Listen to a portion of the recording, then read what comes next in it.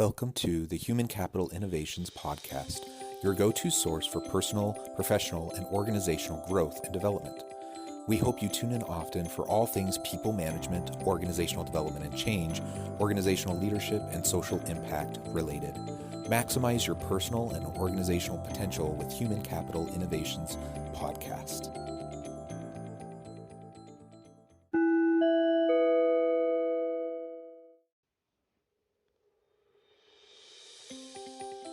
Welcome to the Human Capital Innovations Podcast.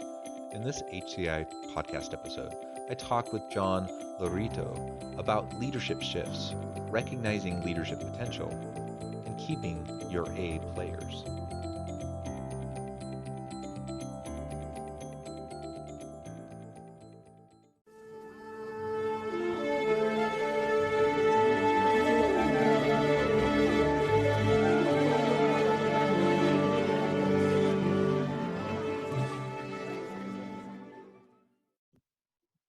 John Laurito, welcome to the Human Capital Innovations Podcast. Thank you, Jonathan. Great to be here. Yeah, I'm excited for this conversation today. I know you have your own podcast. You have a lot of experience around these topics that we're going to be exploring about leadership shifts, recognizing leadership potential in others, and really helping to attract and retain your A players within the organization. So all really great topics. Things that I'm super interested and passionate about, and the types of topics that you explore a lot in your own podcast and in your own work. As we get started, I just wanted to share John's bio with everybody. For 20 plus years, John Laurito has been leading organizations in the financial services industry. John has developed a reputation as a turnaround expert with 4 successful and dramatic transformations of organizations. These included leading the 100th ranked out of 110 Ameriprise office in Hartford, Connecticut, to the #1 in the country, and taking a Boston agency of Penn Mutual from last in national ranking to winning the prestigious President's Award twice, an Excellence Award 3 times. He currently speaks on stages worldwide on the topic of leadership and is the host of Tomorrow's Leader podcast. Again, great background, obviously some really exceptional experience. I look forward to talking with you and giving you a chance to share with my listeners your expertise and possible tips for how they can thrive in their own organizations. You got it, Jonathan. That was one heck of an intro. Well, let's continue along that vein. So I would love to just hear from you a little bit more about your background, a little bit more personal context, and how did you get to where you're at and doing what you're doing? So I started in leadership. Probably I started originally as a financial advisor once I got out of school, and I probably 3 or 4 years in, I started training and developing people, and I got bit by the bug. I just loved leadership, and I've always been intrigued by leadership. I've always been fascinated by people that have a lot of influence and positive impact, and why they have so much influence and positive impact. I've just always been fascinated and studied it. So when I got into leadership, I realized how passionate I was. I enjoyed it. I was good at it. I obviously made a lot of mistakes as well and learned from that.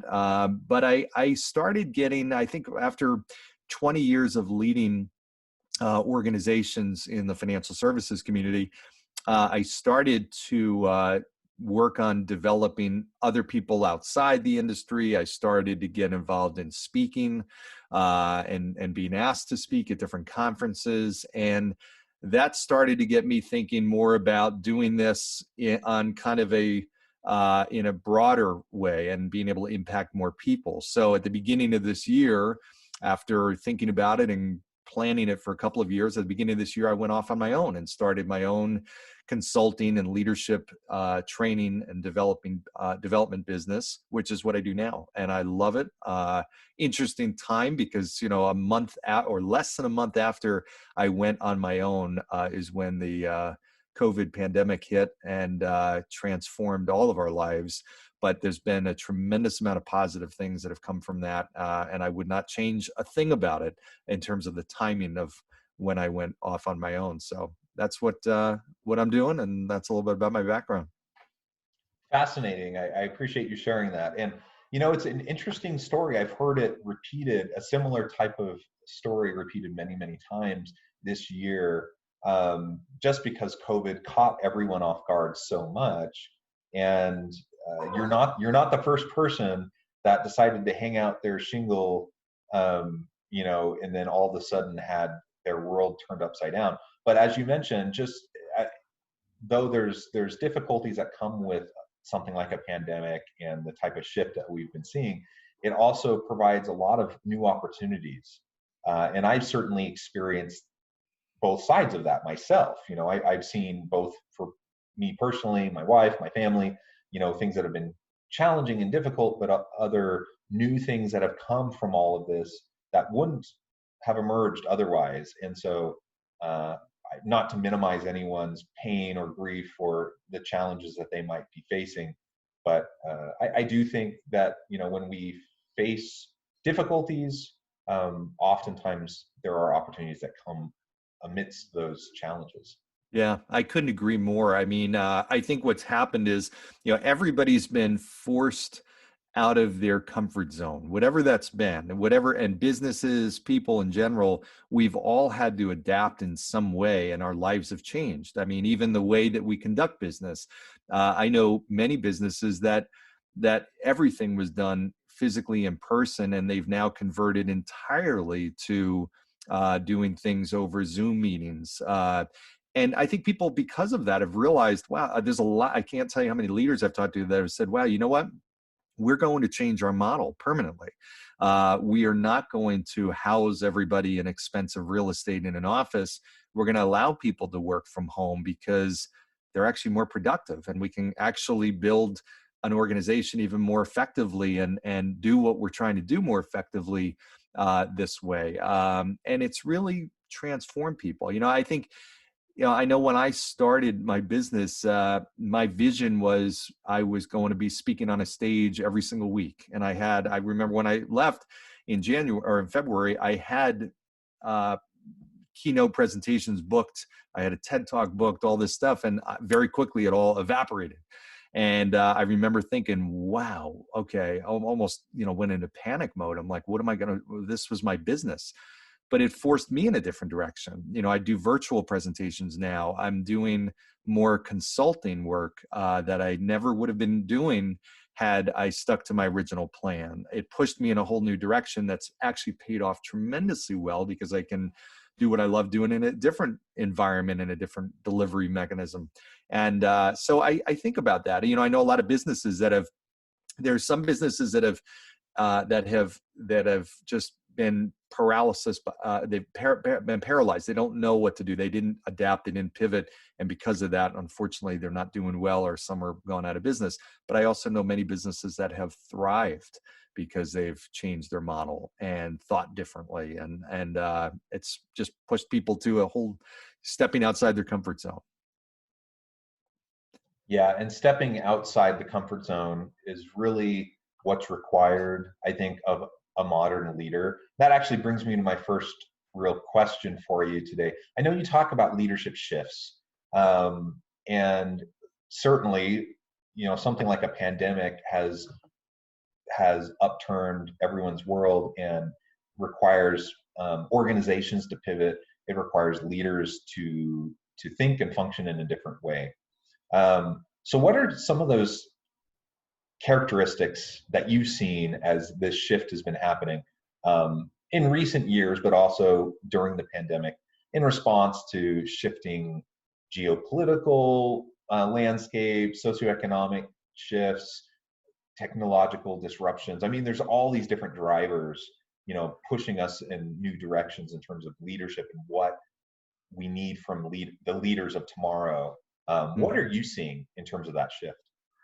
I think the leader, tomorrow's leader, which is the name of my podcast and the name of my book that's coming out, which I'm always thinking about what does tomorrow's leader really look like, and what are they, and what are they not. I think the days of leaders being these authoritative, commanding style of leaders, I think that's going to be, and really has become, almost a thing of the past. I think tomorrow's leader really is someone who is uh, empathetic. They are really understanding their people. They are much more relationship based than ever before, because leadership is about influencing people in a positive way, and it's not just enough for a leader to tell people what to do or even where we're going, but they really need to tap into and help people understand why.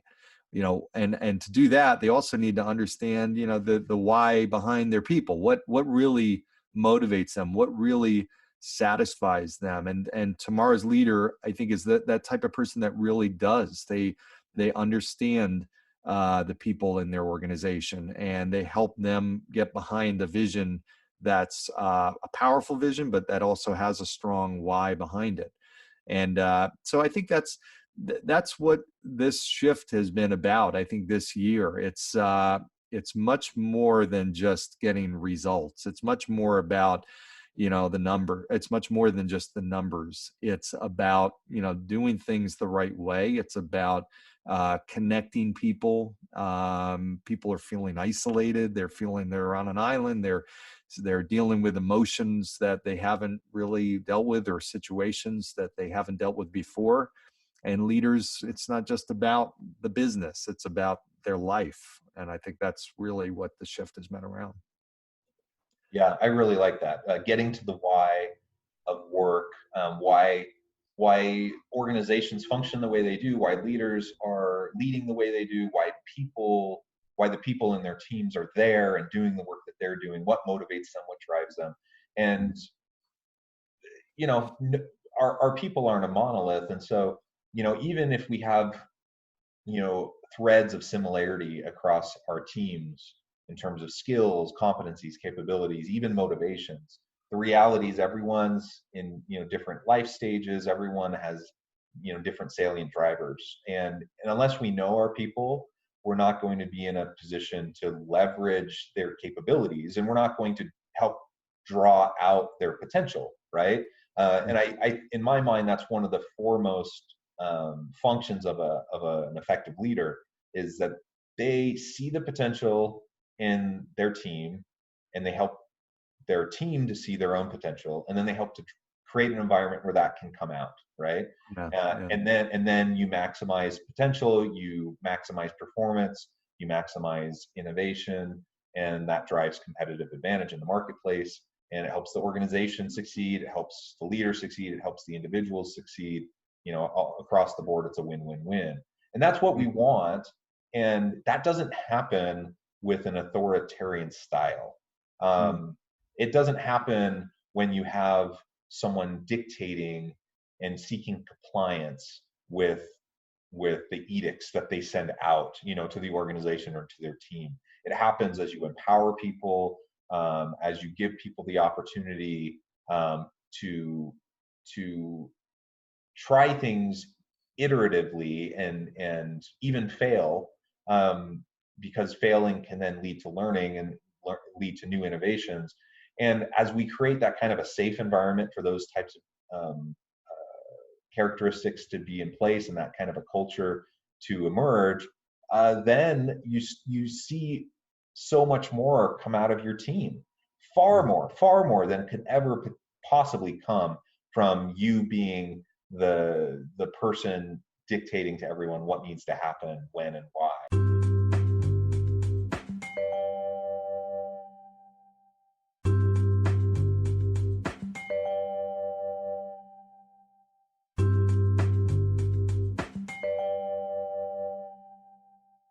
It's really about developing people. There's two different mentalities. There's a mentality that, okay, as a company or as a leader, I'm always trying to determine who the best people are and who the people in the middle are and who the people on the bottom are, and cut the bottom people and recruit in better people.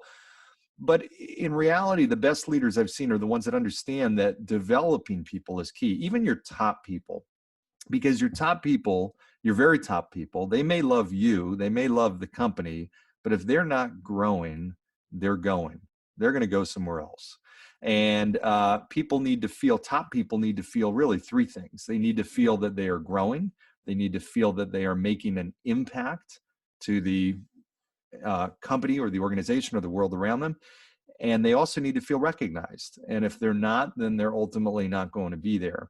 But the leaders that really understand that developing people, you know, a lot of companies have gone away with the annual performance review. Because, and the reason why is not because reviewing performance is not important, but they realize, you know what, we're doing it once a year. Why are we doing it once a year? Now that's better than not doing it at all. But the formal, you know, performance reviews, sit down, review, and then that's going to dictate your income and all blah, blah, your raise, your bonus, whatever. The smart leaders and the smart companies have adopted a whole different philosophy. And that's more on the spot feedback. It's, hey, I caught you doing something well, I'm going to give you feedback. Or if you're not doing something well, I'm going to give you feedback. It's going to be real time. And I'm not going to wait till an annual performance review. Most employees in that annual performance review environment only get feedback literally during their annual performance review once a year. That's not developing people. That's doing it because you have to. I mean, you have to check a box and say you did it and write it up, and here's now your bonus or your raise. That's not leadership. That's more management. You know, leadership is truly caring enough about someone to help them fulfill their potential. And that's not going to come unless they're really getting feedback and they're getting input and they're getting guidance on an ongoing basis. Yeah, I completely agree. And it's so interesting to consider kind of the mentality shift. So we talked about leadership shift. Part of it is kind of an organizational shift, a mentality shift amongst workers. And we know millennial and Gen Z workers, they, you know, again, they're not a monolith. There's nuance and difference across these age cohorts. But as a group, generally speaking, we know that they want to make an impact, right? They want to be recognized for the good stuff that they're doing, like you said, and they want coaching, mentoring, and feedback. And they want it in real time. They don't want to be waiting even for, not let alone an annual review, but not even a quarterly, right? They expect it on a regular, ongoing basis. And that's not how organizations have been set up to function traditionally, in large part because that's not what previous generations expected, right? And so now we're having to make this adjustment. And sometimes I think it's funny because you hear people bemoan the younger generation and how entitled they are, and they want to you know, they want to change the world, and they expect, they're so needy, they need all of this attention and they need all this feedback. I'm like, I mean, on one level, maybe some of that, there's some truth to it, but on the other hand, I think they are just expecting what we've been teaching both executives and in business schools to students for decades now about what effective leadership is.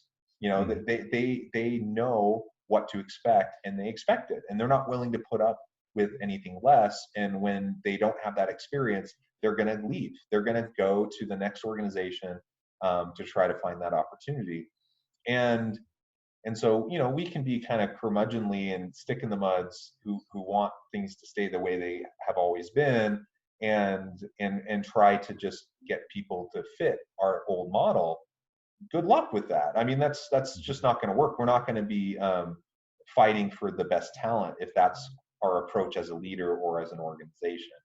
And if we want to attract and retain A players, the bottom line is we need to meet them where they're at and help them progress. And I don't think it's unreasonable for a millennial or Gen Z worker to expect ongoing feedback from their boss.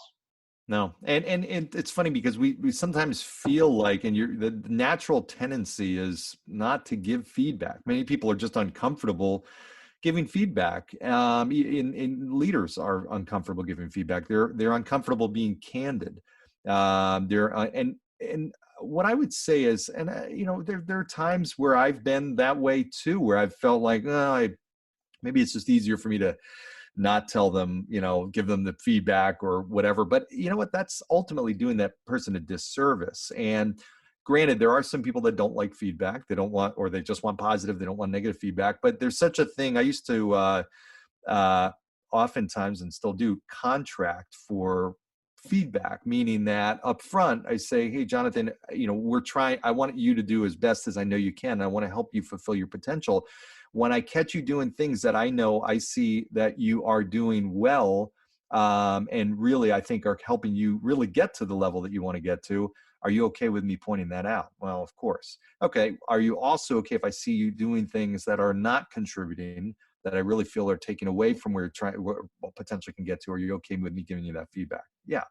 So if you do that up front, then you've got the basis for a relationship that's going to be very much open to feedback. And then you've got to fulfill that promise. You've got to make sure you're doing that. So that's one way that leaders can really open the door for that. And it doesn't take long to build the culture around that too, because you want that. You want people expecting, wanting, and taking action on feedback. That's an organization that's growing. Yeah, yeah, absolutely. So what are some tricks or approaches that you use in your experience with organizations and leadership, to recognize and really see the potential in people, particularly leadership potential? Because we're talking about a leadership shift. We're talking about new skills and capabilities that perhaps weren't required of managers or leaders in the past, but are really necessary today. So how do you gauge that? How do you see, who has that potential, and then try to develop them, so they're ready to take on those roles when the time Yeah. comes? That's such a great question, and it's such an important question. One is, I always operate on the assumption that I have not, and I am not seeing the best that somebody has. As good as they are, you may be an A player, but I'm always operating on the assumption that you can even be better. But the other thing too is, I'm not going to see the potential unless I'm putting you in a situation where I can see it. So oftentimes that might be having you do something that would be stepping outside your comfort zone, or doing something that's not in your normal, day to day. It might be putting somebody in a position to lead when they're not a leader. Hey, I'd like you to teach a class on this, or I'd like you to mentor this person, or I'd like you to have this conversation, or present at our next conference about something. And oftentimes, I've seen in those situations, you see the potential that somebody has. Wow, I saw you up there in front of the group. You did a great job. I can actually see you've got a potential to be a great leader. I don't think people in general are giving their people, in some cases, opportunities to shine, and opportunities where that leader can spot the potential in people. You have to look for it. But that's what I coach leaders on.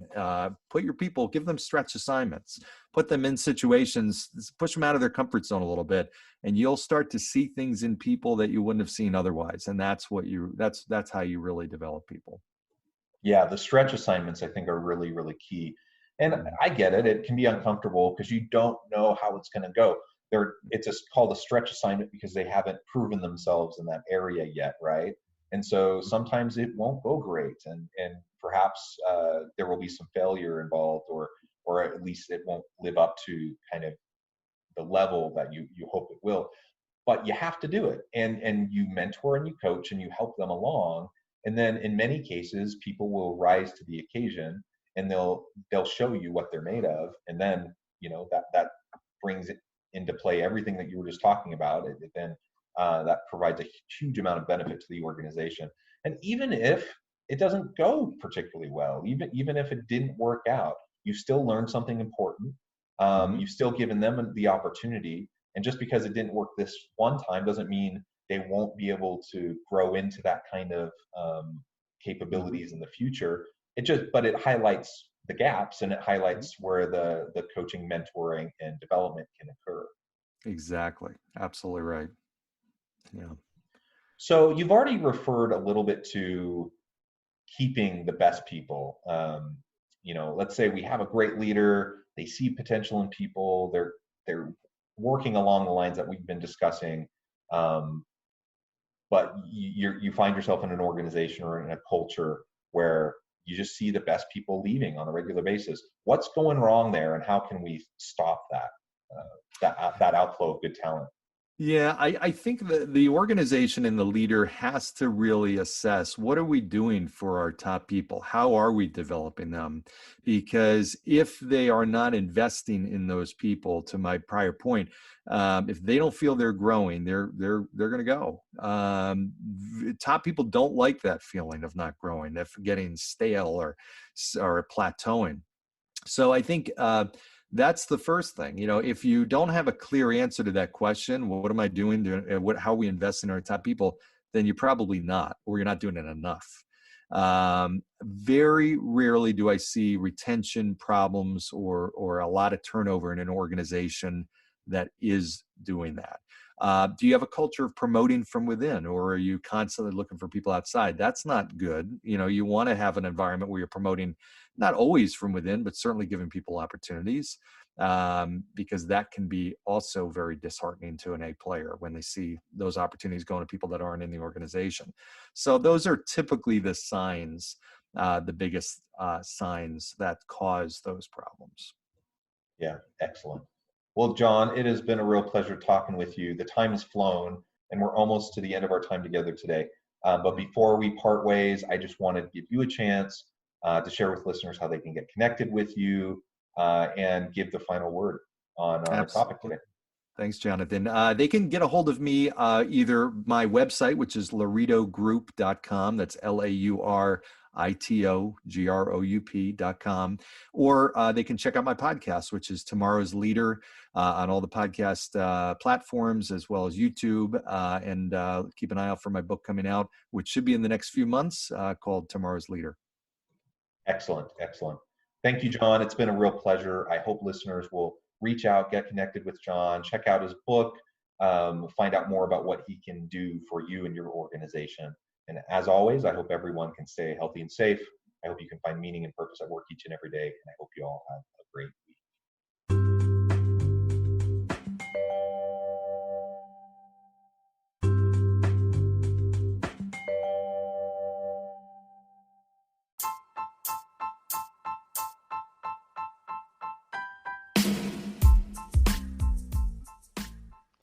We are excited about the launch of HCI's new magazine, Human Capital Leadership. Human Capital Leadership is a free, interactive e-magazine designed to help individuals, leaders, and organizations find innovative approaches to maximize their human capital potential. We will be publishing issues quarterly in August, November, February, and May. Check out the first issue and let us know what you think.